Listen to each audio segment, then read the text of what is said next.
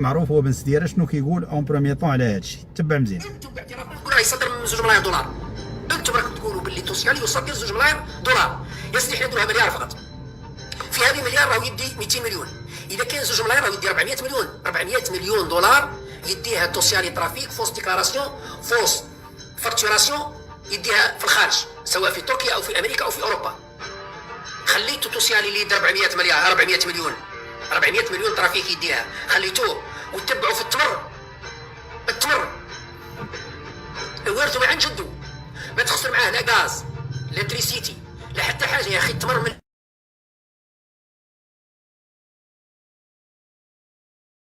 النخله ينحي التمر يحطوا في بيض ويخرجوا. معناتها الدوله ماهيش خاسره معاه كي تدي معاه 10 سنتي ولا 10 مليون راهي رابحه. واش ما تحاسبوش توسيالي اللي الغاز باطل، الماء باطل، دايرين له ستاسيون تاع تعليه مياه البحر مخصصه توسيالي. عبالكم بلي توسيالي عنده ستاسيون محطه تحليه مياه البحر اللي الاتراك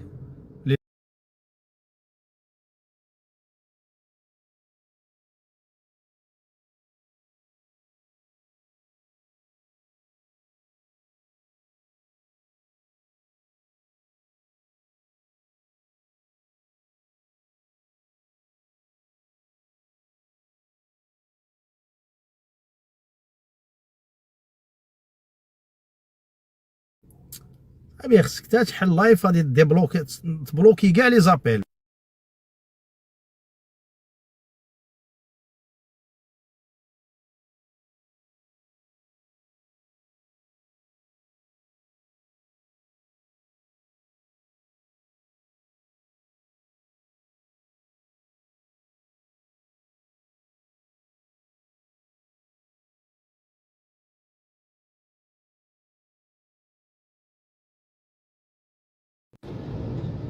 سي بون دابا نكملوا لايف بلا لي زابيل. تا كتكون نهار كامل وانت جالس حتى كتحل لايف وكيسيروا عليك بلي زابيل طان طان طان. كاين اللي ما مسالي راهي والو دريس لاباس كلشي مزيان. عندك النمره ديال فلان يا استاذ. يا ونعل الشيطان استاذ نعل الشيطان. نكملوا. اذا كي قلنا بان شركه توسيالي اللي الراس مال ديالها 100% تركي تستفيد من الغاز باطل، وهذه من بين الاشياء اللي تسد عليها جلو سلامه. لان جلو سلامه واش قال الحديد لاسيي اللي كديرو توسيالي هو شنو هو في الاصل؟ سي دو 35% ولا 38% ديال الغاز بغولي ديال الجزائر. علاش؟ لان هاد لا تكنولوجي ديال ديفوسفوريزاسيون ما بقاش كدار في العالم الا في تركيا الا في الجزائر، ويستعملوها الاتراك. علاش؟ باسكو il consomme beaucoup d'énergie. Alors à ce moment-là, puisque les اتراك راهم يلقاو الانرجي باطل، دونك راهم مازال يستعملوا نفس لا تكنولوجي اللي استهلكوا بها واحد النسبه كبيره من الطاقه داخل الجزائر. طري بيان. وزادوا الجزائريين صوبوا لهم محطه تحليه ديال المياه خاصه بالاتراك اللي ما كايناش حتى في وهران وما كاينينش في مدن اخرى. شلف راه 60 يوم ما عندهاش ماء، والاتراك راهم يستعملوا محطه تحليه خاصه داخل الجزائر فقط ارضاء للاتراك. علاش؟ رد البال وغادي نجاوبوا على السؤال لماذا الاتراك ثم الاتراك. لان كما يعلم الجميع بان بوتفليقه هو اللي جاب الاماراتيين للجزائر، وتبون يكره الاماراتيين لانه لم يستفد من تلك الامتيازات اللي كانوا واخدينها كما نقولوا بوتفليقه على رحمه وجماعته، وما كانش يستافدوا منها تبون وجماعته. لذلك حينما ترأس تبون كان اول همه هو مهاجمه الامارات. الان دار يدو في الاتراك، والان كما مشى يعني اردوغان اول جمله قالها كل شيء تمام. وغادي نرد لك الفيديو وغادي تشوف اللقطه اللي غيقول فيها تبون كل شيء تمام. تبع مزيان. نبقاو مع توسيالي وهذه المعلومات ومن بعد نمر الى حاله ثانيه. تفضل. سبيسيال هذيك توسيالي، محطات الكهرباء سبيسيال توسيالي، محطات الغاز من ارزيو سبيسيال توسيالي، واكثر من هذا كل شيء باطل. طماطيش من البحيره والماء من الساقيه، وزيد من هذا يزيد يهرب لنا 400 مليون دولار ماهيش مديكلاريا، ماهيش نبلغ عليها في الجزائر، ما نستفادوا منها والو. اذا اللي بيع في التمر على الاقل التمر تاع جدود والدوله مش خاسره معاه ووليد بلاد. هذه التوسيالي. انا غير غادي نعرج على واحد 3 نقاط مادام قدامي باش ما نغلق هذا التليفون هذا. اولا واحد الجزائري مشى لتونس قال 2 كلمات وقال الصراحه. لاحظ اشنو قال ملي مشى لتونس، تبع مزيان. حنايا نتوما فايتينا بحوايج بزاف. باش فايتينكم؟ فايتينا بالعقاله والتربيه.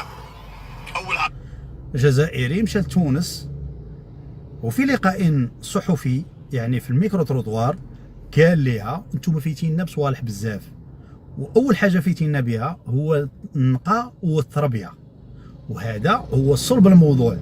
السيد سبونطاني هكا قال هذه الجمله هذه. لاحظ شنو غيطرى ليه. السلام عليكم. السلام على رسول الله صلى الله عليه وسلم. وراني ندير العذر الجزائري كامل. مشاو الدي ار اس ديال الجزائر شدوه وجلسوه على القرعه وقالوا ليه تعتذر للشعب، وماشي غير تعتذر، زيد سب التونسيين. تبع مزيان. الجزائريين يعرفوني كامل بعد ولايه تميله، يعرفوني كامل العذر لولايه تميله كامل والجزائريين كامل. وراني انا كنت ماشي في الوعي تاعي. راه ما كانش في الوعي تاعو. علاش؟ لانه كي تخرج انت من الجزائر تخرج من الوعي اللي مفروض عليك، تخرج من الدغمائيه وما تبقاش مهبول. هذا هو بغى يقصد انك ملي كتخرج من الجزائر ما تبقاش مهبول.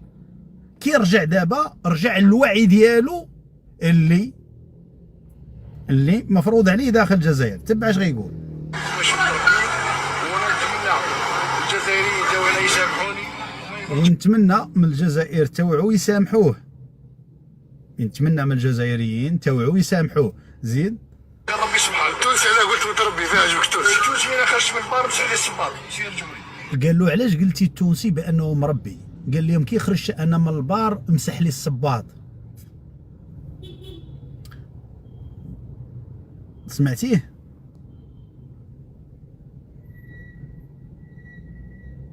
صاي تكلفتو سي بون. تبع مزيان. وثاني حاجه جاتني هي فرصه، جاتها فرصه ليها هي، جاتني مباشره باه تستغلني وقالت لي جاتو مباشره تستغلك انت. غتعطينا التركيبه ديال انشطار النواه ديال اليورانيوم المخفف اللي كتدخل في اطار الطرد المركزي. زعما انت هنايا فهمت؟ هي باش انت جيتي هنا التركيبه استغلاتك. الهيشر يا محينك، الهيشر المرخص. في لي ريزو سوسيو في الجزائر نايض يعني لاغاط كبير، وخصوصا في فيسبوك في الجزائر، على ود واحد الفيديو دارته جزائريه. جابلك بالشرطه الالكترونيه تاعك لي موضوع واحد ما يسالني كنمدها انا نمدها، انا كيجيني حالي مدها ونمدها وكاش واحد يسالني ونمدها باطلون كاش واحد. سيده قالت لك انا نمدها باطل. انت واش ضرك نورمالمون؟ علاه تقلقت؟ راهي هذه حاجه نورمال. هاد السيده هذه تم يعني القبض عليها بعد البوز الكبير اللي دارته داخل الجزائر، وزادوا شدوا وحده اخرى منقبه بعد البوز تا هو اللي دارته. وراهي الحاله مطردقه داخل لي ريزو سوسيو في الجزائر على ود هاد الجوج ديال الجزائريات اللي وحده قالت لهم راني مديتها باطل. والجزائريين هادو اللي راكم تدويو على هاد السيده هذه اللي قالت لك انا راني نمد روحي باطل، ما شفتش الجزائري يدوي على هذه. Lena, ici. Ici, Lena. Lena, what are you wearing?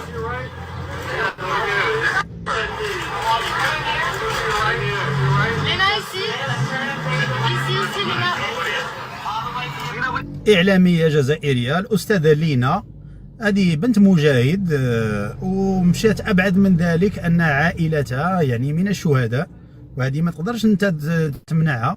أوكي دونك هذه علاه ما هضرتش عليها؟ إعلامية جزائرية بالناسيوناليتي ألجيريان، علاه ما هضرتيش على بنت الشهيد هذه لينا؟ نورمالمون لازمكم تهضروا على لينا.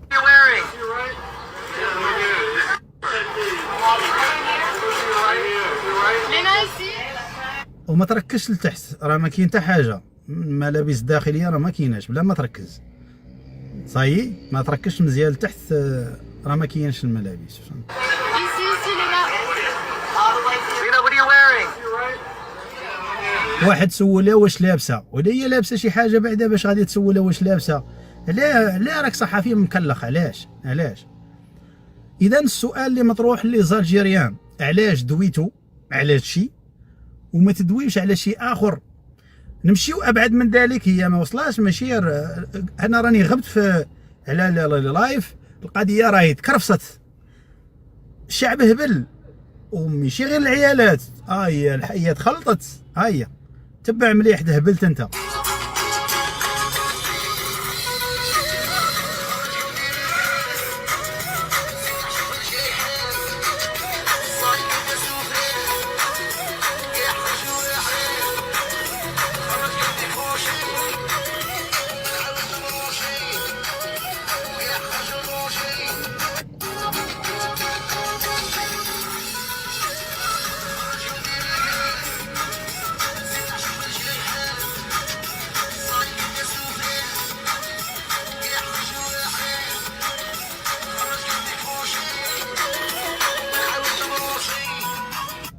سبيطار تاع مهابل، هذا سبيطار تاع مهابل.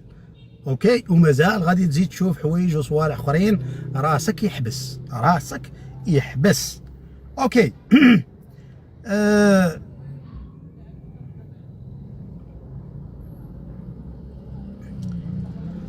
ونزيدك ثاني مادام يدويو على العيالات، بوحده اخرى ثاني زادت كملت لي زالجيريا الباقيه تاع باباهم الكلب، كملتها لهم وحده معروفه ديال دوري دارت، زادت دورتهم كاملين دابا على قيعانهم. هي هذه.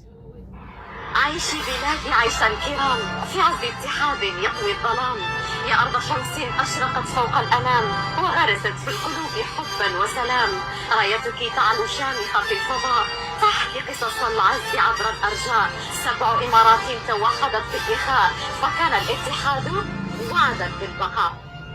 فكان الاتحاد وعدا بالبقاء. هذه المدعوة حفصة خرجت لهم بفيديو هذا الراية تاع الإمارات وقالت لهم عيشي يا بلادي عيشي، وهذه راهي جزائرية اللي جات ودارت الفيديو ديال دوري دارت. الجزائريين بعدما شافوا الرئيس راهو يعير في البلاد، خرجت هذيك جزائرية تعبر على حبها لهذه البلاد التي أوتها من شر هذه البلاد اللي كانت فيها. الآن خرجوا لي زالجيريا يتبراو منها، تبرى فيها يا الزايل على واش؟ نورمالمون انت راك عايش لافي تاع هاد السيده هذه راه عايشه تبون وما عايش كيفها، تبون في الجزائر وما عايش كيفها. اوكي دونك علاه انت غادي تغير داك الحال؟ مادام السيده راهي تعبر عن حبها لتلك البلاد اللي عطاتها كل شيء اللي ما عطاتوش ليها بلاد الشهداء. سي تو طافي لوجيك هذا نورمالمون. راهي مقلبه الدعوه على حفصه والدنيا راهي. قبل ما نمشيو الاتراك ابوا الا ان يذكروا تبون.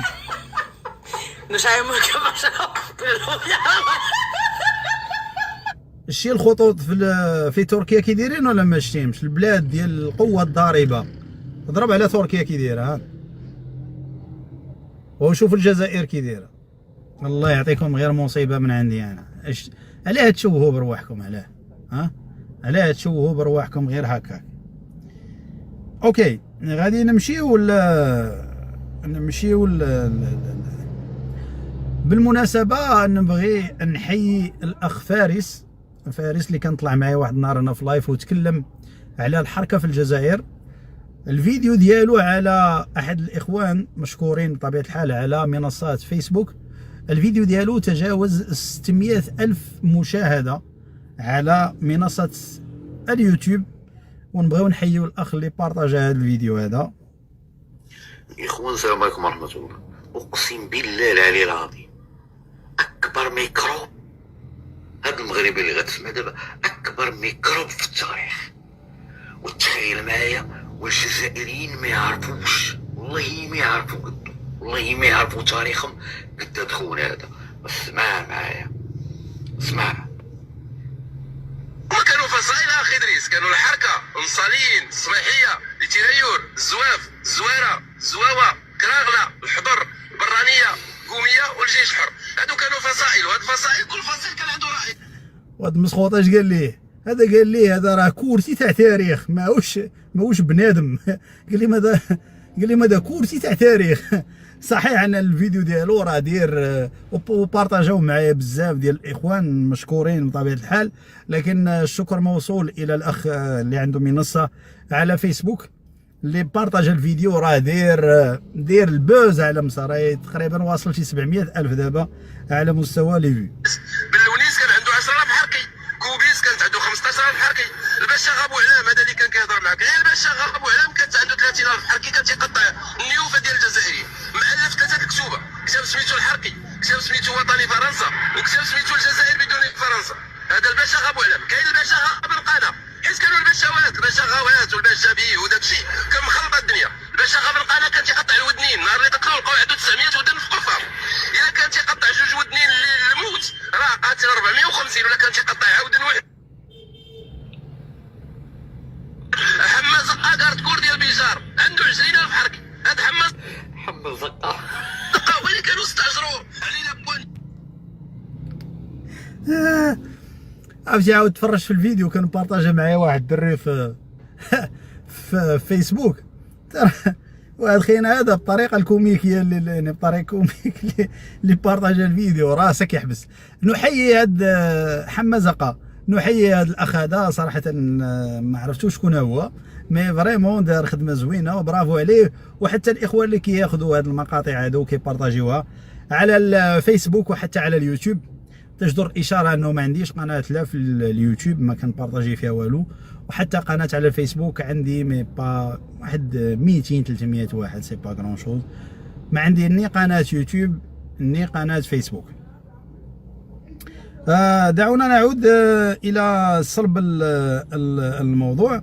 بغيت نعرج على واحد النقطه. كاين واحد الجزائري دابا راهو كيتركل دابا في الجزائر بعدما طردته الامارات لانه كان داخل في واحد العصابه ديال البيع والتجار في البشر اللي هو البيرات، والان راهو يضرب في الامارات. تخيل انت راك عشتي في الامارات سنين وسنين وكنتي تخدم وحصلوك والفيديوهات كاينين ديالو، الان وليتي تضرب في الامارات. المهم بلا ما ندوزو هذا ما يحصلش لي كاع الشرف ندوزو انا في لايف.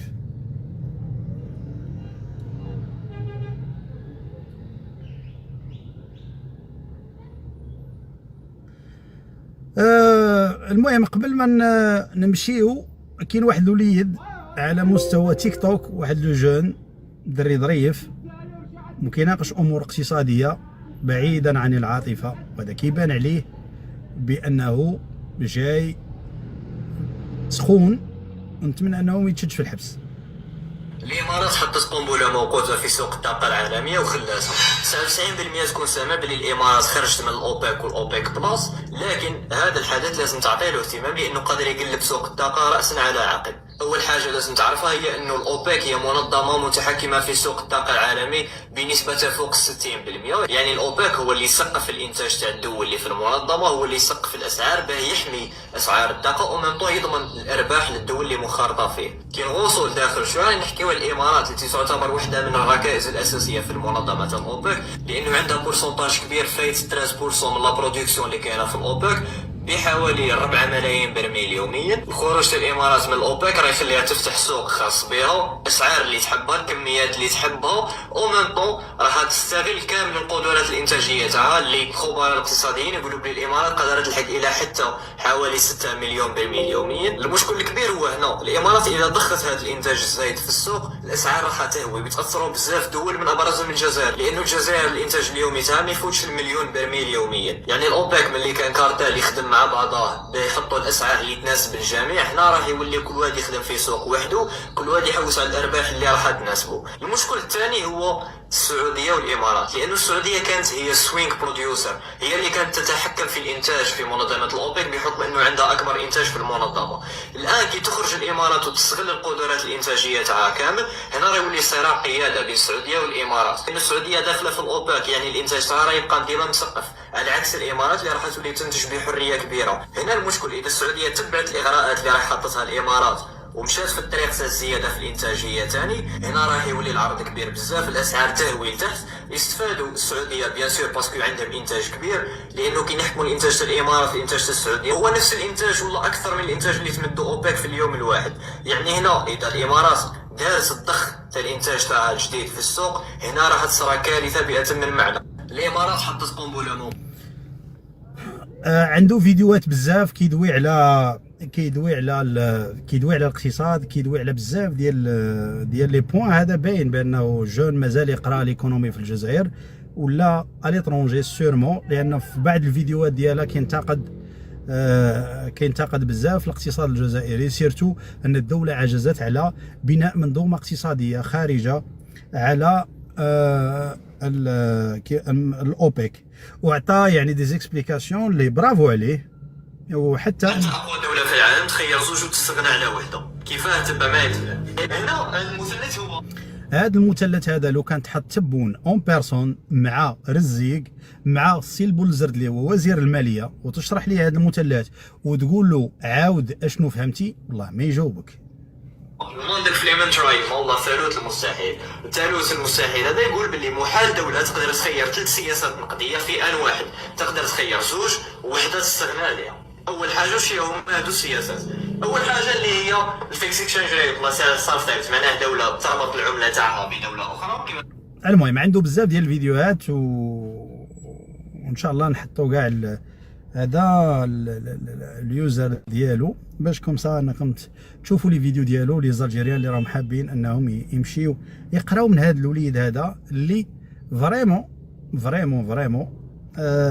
شرح الامور ببساطه، اوكي، وكيتكلم بدون عاطفه. انا اللي كيعجبوني في هاد الوليدات هادو ما كاين لا جزائر القوه الضاربه لهم يحزنون، يحط لك المعلومه كما هي، ها كاين ها كاين ها كاين ها كاين ها كاين ها كاين ها كاين. السلام عليكم. اوكي، غير باش تبان لك الامور. كاينه وحده اخرى حتى هي بنفس الكونسيبت، لكن هذه شويه مجهد عليه. هذه غادي تفرقع الا بقات غاديه بهذا البوز هذا اوتوماتيكمون غادي تفرقع تيك توك، خصوصا في الجانب الاقتصادي.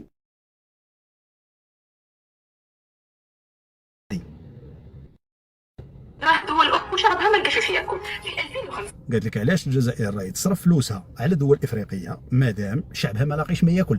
زيد 2020 الجزائر قررت تلعب اللعبة الكبرى، مليار دولار كاش خرجت من الخزينة لتمويل مشاريع في إفريقيا ومسح ديون دول جيراننا بملايين ومليارات الدولارات.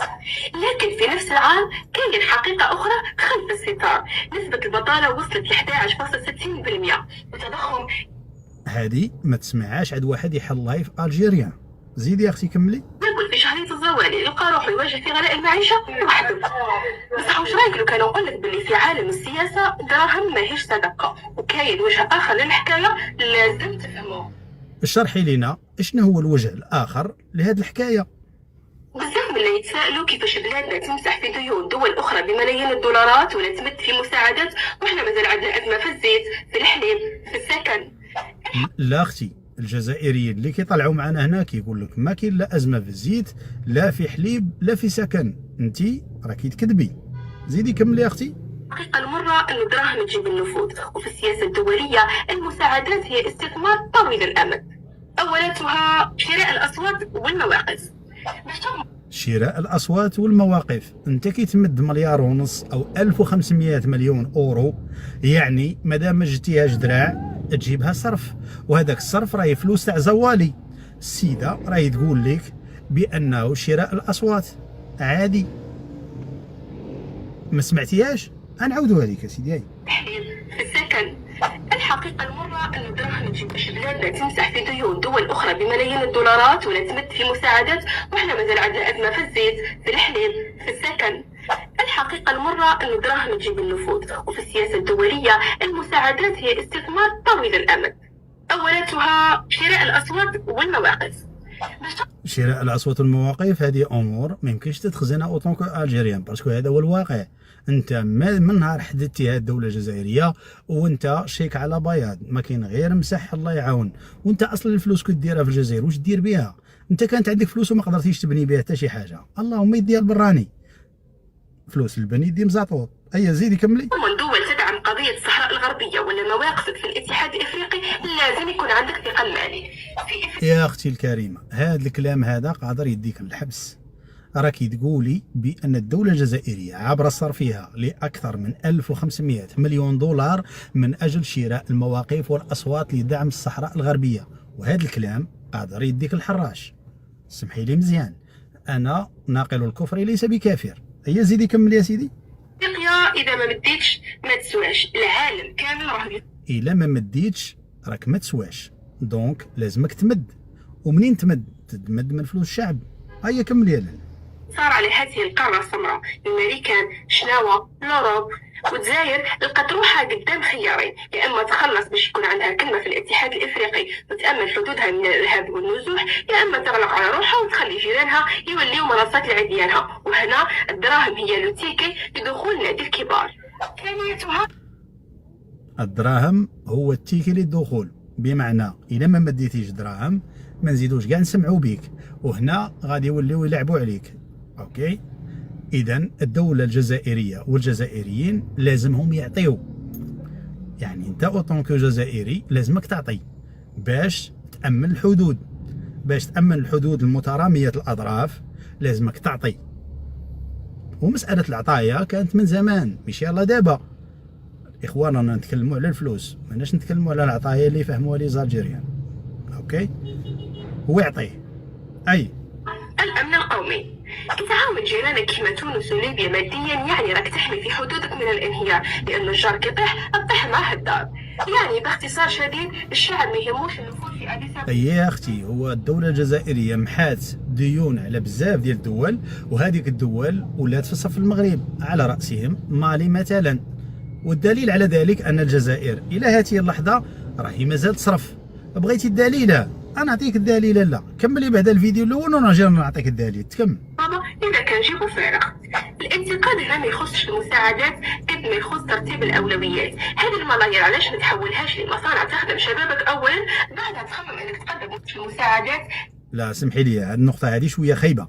هذه النقطة ما يبغوش يسمعوها لي زالجيريا، والله العظيم. مي عاوديها لي الله يرضي عليك. قد ما يخص ترتيب الأولويات. هذه الملايير علاش ما تحولهاش لمصانع تخدم شبابك أولا، بعدها تخمم أنك تقدم مساعدات لدول إفريقية. ماشي هذا هو اللوجيك نورمالمون. عندك دراهم ابني بها مشاريع قوميه يخدم فيها الشعب، ومن بعد كي يولي عندك اكتفاء ذاتي روح ساعد الناس. النظام الجزائري بعد ان عجز في بناء نظام مهيكل ونظام مالي شفاف ديريكتومون ولا يعطي ويعطيه. اي وهذا هو الفرق بين الدول القوية والدول الضعيفة، التوازن. لا اختي، ما تقوليش الدوله الجزائريه راهي ضعيفه لذلك عطات فلوس اوتوماتيكمون القضيه راهي مقوده. هيا كملي. يعني كيفاش تمد للخارج باش تولي قوي سياسيا بلا ما تسمح بقفة الصوالي. الجزائر راهي تلعب في لعبة البوكر بملايير الدولارات في افريقيا، يا اما نربحوا نفوذ وقوة اقتصادية تخلينا احنا هما اسير القارة، يا اما نخسر دراهمنا وشعبنا في جرة برستيج سياسي. وانتم استاذه ختمت هذه راهي صحفيه جزائريه للمعلومه، قالت لك يا نمدوا دراهمنا باش اننا نديو نفوذ، يا اما نخسروا فلوسنا ونخسروا سياستنا من اجل البرستيج على الخوى الخاوي. دونك السؤال يبقى مطروح، كميه الانتقاد، كميه السب، كميه راسك يحبس في لي كومونتير. عرفتي شنو راسك يحبس؟ راسك يحبس، رغم ان السيده تكلمت بشكل عقلاني وموضوعي، ردها عليها ان استطعت عادي، لانها تكلمت بكل موضوعيه.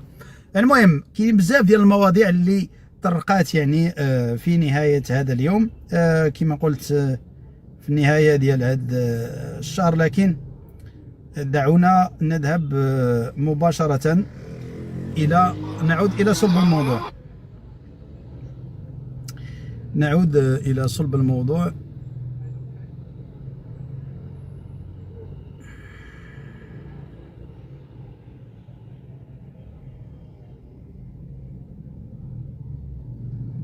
أعطونا دقيقة عفاكم.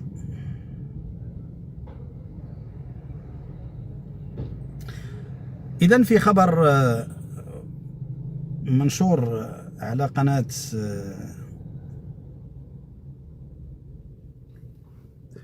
الجزائر، على قناة جزائرية، الجزائر تعلن تكلفها بإنجاز مقطعين من الطريق العابر للصحراء في تشاد.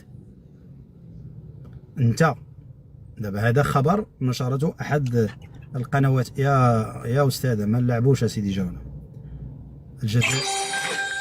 الجزائر تعلن رسميا أنها سوف تشرع في بناء الطرق في تشاد. حتى لهنا أمور راهي مزيانة طريبية. اشنو هي الطريق الرابطة بين الجزائر وتشاد؟ هي تمراست عين قزام. هيا نمشيو نشوفوا طريق تمراست.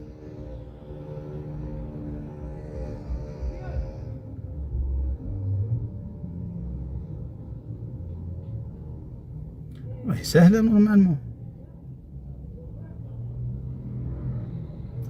هيا طلع. ما نحكيشها. يعني مواطن جزائري كي تبغي تمشي تدخل تشاد، انت كمواطن لازمك تمشي في اكثر من 1000 كيلومتر فوق الحجر باش تدخل في طريق مريقله. فين؟ في تشاد. اسمح لي بزاف بلاتي، الطريق اللي زوينه في تشاد شكون صوبوها؟ لي زالجيريان. نشريو النفوذ باطل ولا لازمنا نبنيو طرقان في تشاد؟ ما نبنيوش في الجزائر. واش نديرو حنا بالجزائر؟ اي الجزائري مولف بذكر فيز نورمال. ما نحكيشها.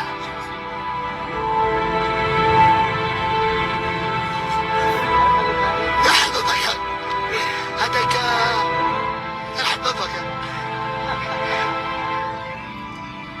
2026 هذه الطريق الرابطة ما بين تمراست وعين قزام في إطار أولى المقطع الطرقي اللي عنده الحدود مع دولة تشاد، وهو نفسه ما بين تمراست تين زواطين الحدود مع مالي. هذه هي الجزائر على مستوى الجنوب. هنا فين كاين المواطن الجزائري يقدر يمشي يخرى في مالي ولا يقدر يخرى في تشاد، مجرد انه ينقز حيط ما يتعرف الحدود ما بين مالي والجزائر. على مستوى برج باجي المختار، وين الجزائري يفيق على الصباح ما يلقاش باش يغسل يمشي يخرى في مالي. ريالي طلبتي شي حاجه بعيده. هاي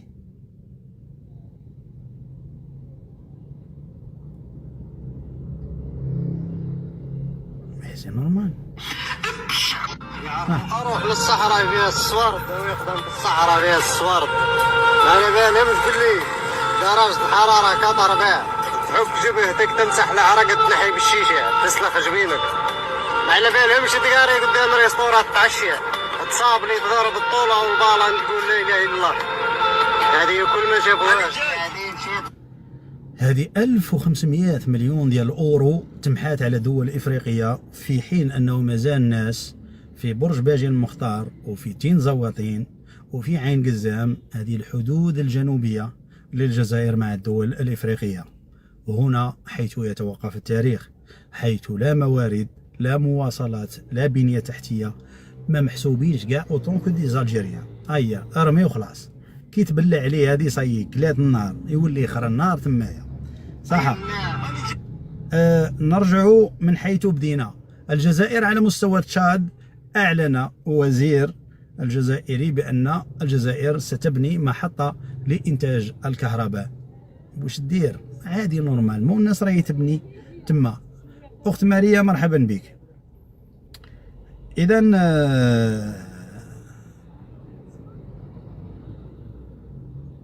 قبل ما نمشيو لازمنا نعطيو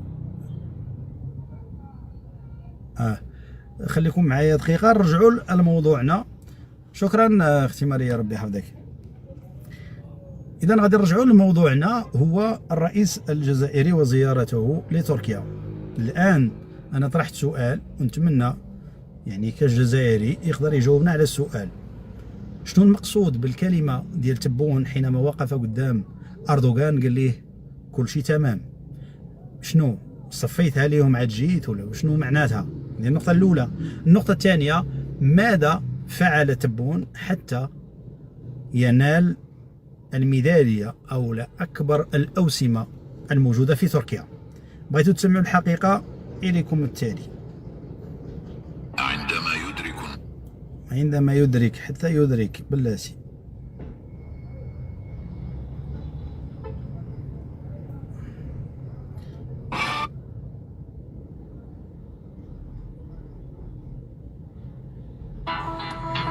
إذا أول حاجة نبغيكم يعني تشوفوها هو الاستقبال ديال تبون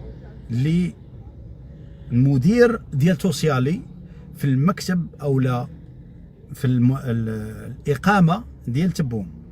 الصورة هو هاد خينا هذا الشيء ها هو مع تبون، هاد خينا هذا أظن أنكم شفتوه في شي بلاصة، سيرمون غتكونوا شفتوه في شي بلاصة. والبلاصة هادي البلاصة هادي أنا غادي نوريها لكم، مي تبعوا معايا مزيان الكلمة ديال كلشي تمام.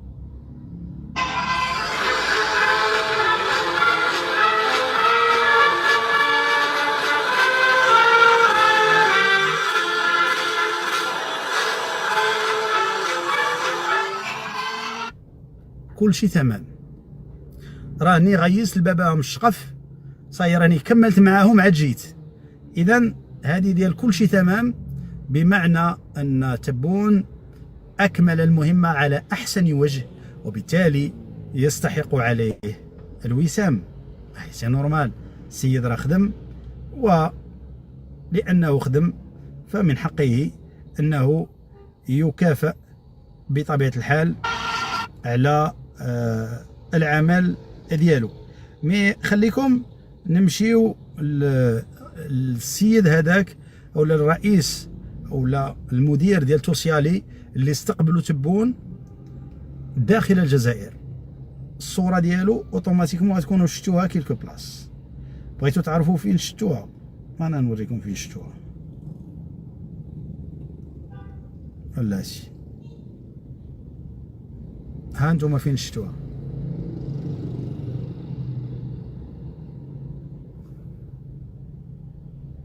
بلاتي الانترنت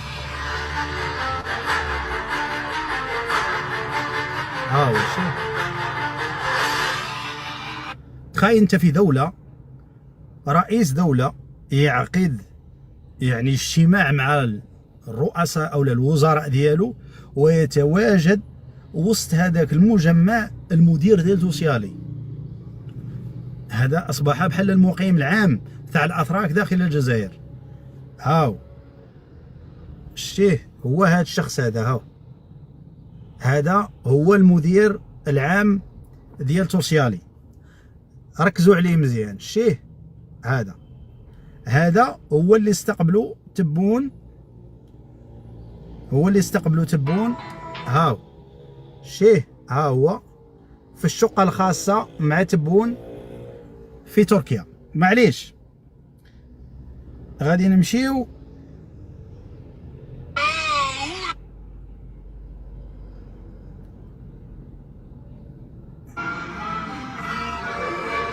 شي واحد يشرح لنا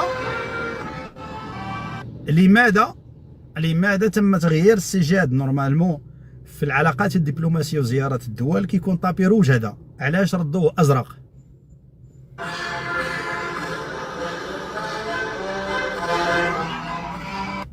القليل اللي غادي نورمالمون يجاوب على هذه المسألة هذه.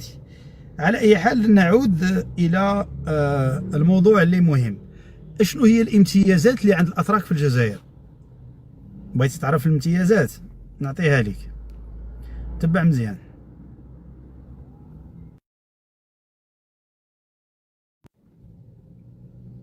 ها انت سيدي، هذا طيب أردوغان على موقع تويتر، قراش كتب: سعدت كثيرا باستضافة أخي العزيز الرئيس الجزائري السيد عبد المجيد تبون، بون هذه الترجمة، والوفد المرافق له في أنقرة. ترأسنا هذا اليوم الاجتماع لمجلس التعاون الاستراتيجي رفيع المستوى، واتخذنا قرارات من شأنها الارتقاء بأواصر الأخوة بيننا إلى مستويات متقدمة أكثر وأكثر.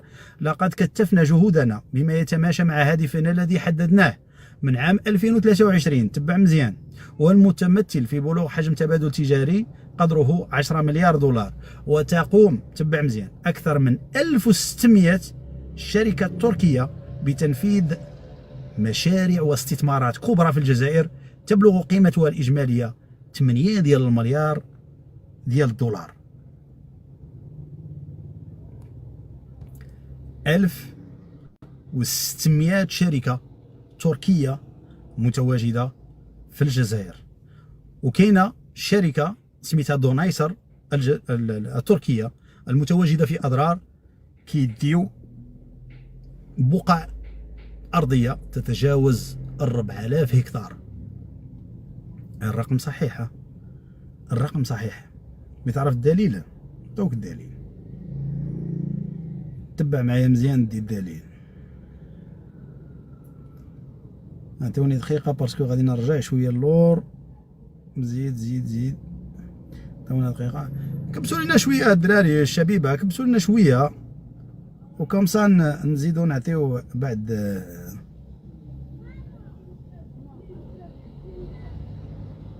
مع العلم ان الاتراك راهم تقريبا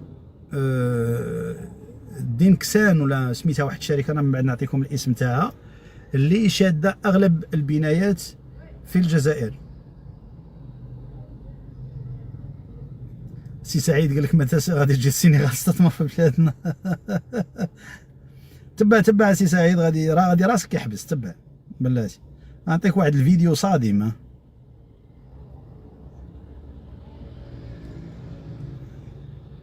انا كنت درت لايف على الاحتلال التركي وعطيت المشاريع اللي واخدين على مستوى النسيج، الاغذيه، على مستوى بناء الطرق، على مستوى البناء، على مستوى حتى واكثر يعني حاجه مستغلينها الجزائري الاتراك في الجزائر هي الشركات توسيالي المتخصصه في الحديد، واللي راهي تصوبوا في الجزائر تقدر تقول باطل. وهنا مستفد الرئيس الجزائري بطبيعه الحال. خلينا غادي نعطيكم الفيديو، نتمنى انه باسكو. ونزيدك حاجه اخرى، هو ان السفير التركي بالجزائر يستقبل شخصيات وازنه في الجزائر.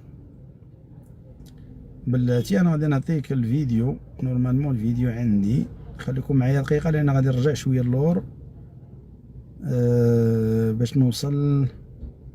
بارامون هادي كنت بارطاجيتها صافي لونطون. هادي زيد زيد زيد، استغلوا معنا وكبسوا معنا، وصلوا لنا 500 شبيبه. مع تكبيس نورمالمون سهله الوضعيه، طنطن هكا سهله. الله يجازيكم بخير، هذا فضلا وليس امرا.